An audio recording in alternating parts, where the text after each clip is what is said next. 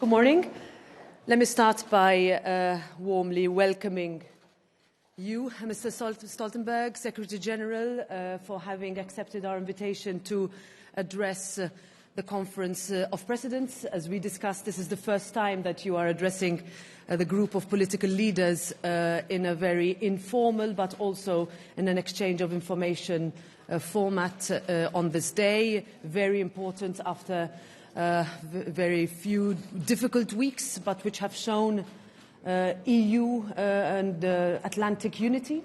Your decisions over the past few days earlier this week in Ramstein are very welcome.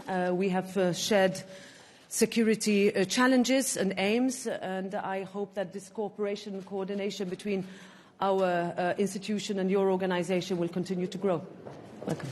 Thank you so much, Madam President Metsola. It's great to see you, great to be here. I have been in the European Parliament many times, but this is the first time I meet with this exclusive group of presidents of the different political parties. I look forward to meeting all of them, and especially now as we see that the European Union and NATO will stand together in solidarity with Ukraine. The European Union has imposed unprecedented sanctions, is providing economic support to Ukraine. NATO allies have also stepped up their support to Ukraine, and up to date, NATO allies have pledged and provided at least $8 billion in military support to Ukraine, and we see the importance of further stepping up our support to Ukraine. So NATO-EU cooperation has always been important, but especially now when our core values, democracy, the rule of law, the respect for sovereignty and territorial integrity is challenged by the brutal Russian invasion of Ukraine. It's even more important that the European Union and NATO stands together. So thank you so much. Thank you. There is time for a couple of questions. Yes, please, ZDF there. Florian Neuhan, ZDF. First question to President Metsola. Since this is the first time you invite Mr. Stoltenberg to the Conference of Presidents, what is your personal message to him, and what do you expect from NATO, as also with your background of being in Kiev a couple of weeks ago? And a question to you, Secretary General. There are two states, partner states of NATO, Sweden and Finland, who might join the NATO. How fast would this go? How fast would the alliance take in those new members if they want to join? Thank you. Well, first of all, this will be a very open and frank exchange with questions ranging from all the leaders of the political groups, but which also will reflect the unprecedented unity that we have seen in this Parliament since the 24th of February and the brutal invasion by Russia of Ukraine. This Parliament, in all its resolutions, has been resolute, and following on also from my discussions with President Zelensky just over 3 weeks ago, that there was need for more military support, that there was need for more effective assistance to Ukraine. That is something that we have called for.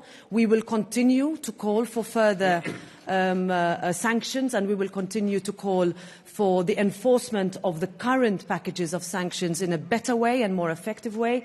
This we will continue also to discuss in Strasbourg next week. But in our case, this Parliament will continue to build on the momentum of this, again, unprecedented coordination that we have, which is extremely important because we share the fundamental values and we share our defense, if you can say that, of Ukraine's right to defend itself.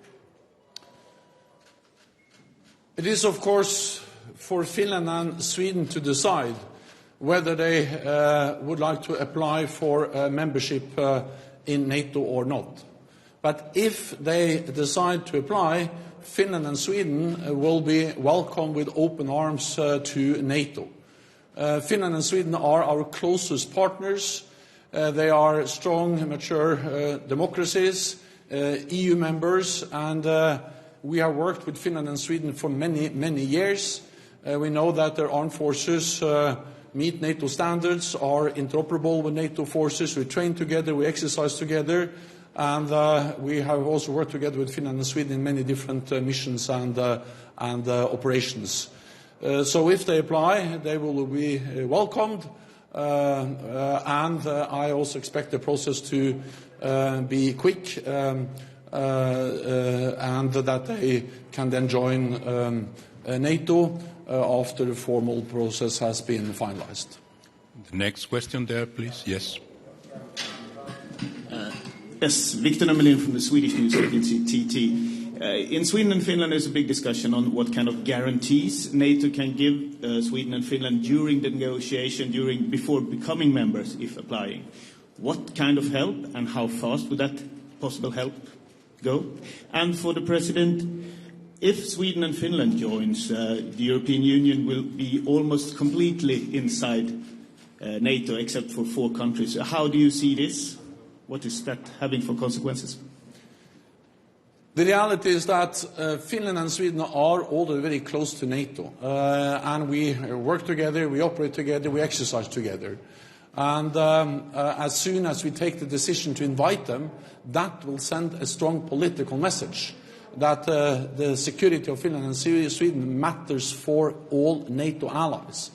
And then I'm also certain that we will be able to find arrangements for that interim period between Finland and Sweden applies and until the formal ratification is finalized in all 30 parliaments. So I'm confident that there are ways to bridge that interim period in a way which is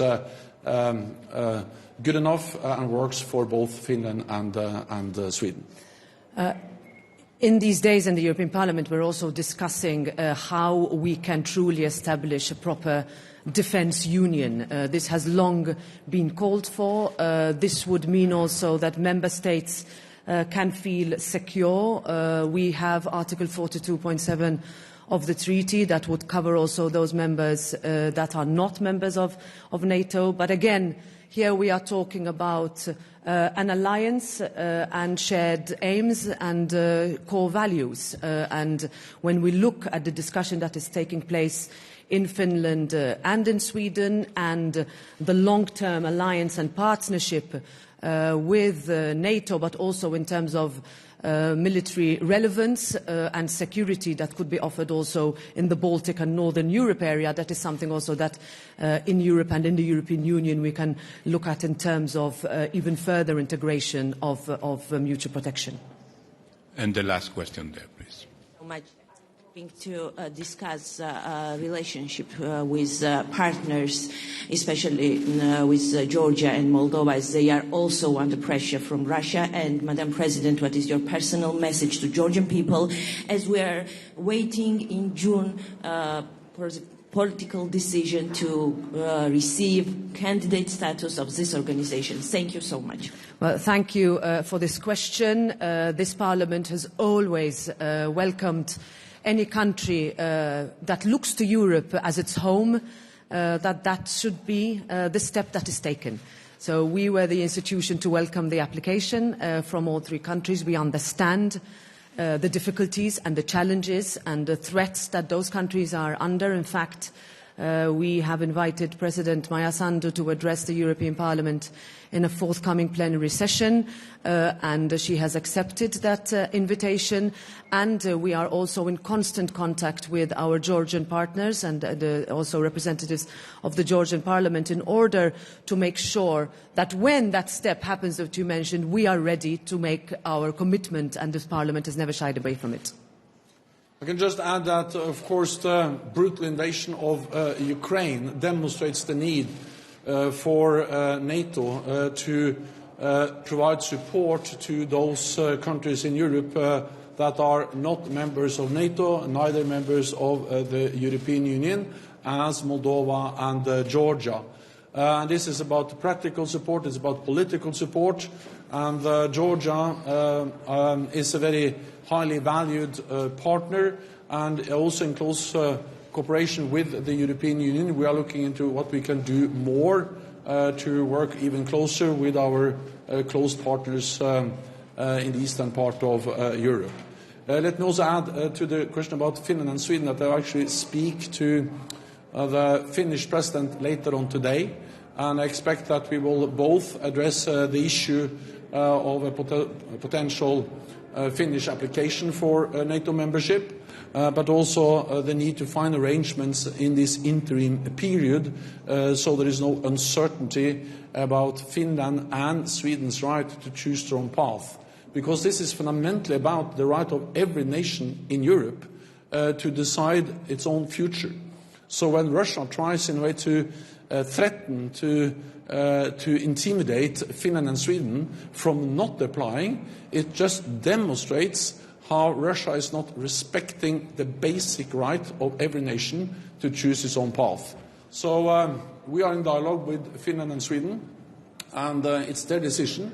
But if they decide to apply, Finland and Sweden will be warmly welcomed and expect the process to go quickly. Thank you very much. Thank you.